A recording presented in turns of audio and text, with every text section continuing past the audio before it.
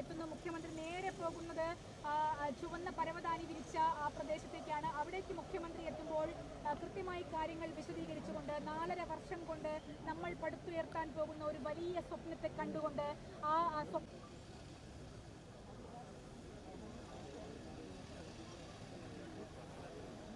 ആദ്യമായി തന്നെ Konkan railway engineers contractors പ്രതിനിധികളെ പരിചയപ്പെടുന്നു.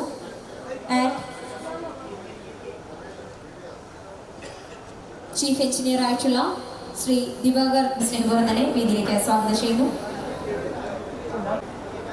കഴിഞ്ഞ ഓഗസ്റ്റ് മാസം 31-ാം തീയതിയാണ് കേരളത്തിന്റെ പ്രിയങ്കരനായ മുഖ്യമന്ത്രി സ്വിച്ച് ഓൺ കർമ്മം ചെയ്യുന്നത്. നമ്മുടെ ആ സ്വപ്ന പദ്ധതിയുടെ പ്രവേശന കവാടത്തിൽ ഇച്ഛാശക്തിയോടുകൂടി ഏത് പ്രതിസന്ധികളെയും മറികടന്ന് മുന്നോട്ട് പോകാൻ നമ്മുടെ മുഖ്യമന്ത്രി ശ്രീ പിണറായി വിജയൻ അവരുടെ ഏറെ സ്നേഹത്തോടുകൂടി ഈ നാടിനു വേണ്ടി ഈ മഹനീയമായ നിമിഷമാണിത്. സ്വപ്നത്തിൽ പോലും പലരും കാണാതിരുന്നൊരു പദ്ധതിയാണ് ഇവിടെ യാഥാർത്ഥ്യമാകാൻ വേണ്ടി പോകുന്നത്. മണിക്കൂറുകളോളം വയനാട്ടിലെത്താൻ കാത്തു നിൽക്കുന്ന ജനത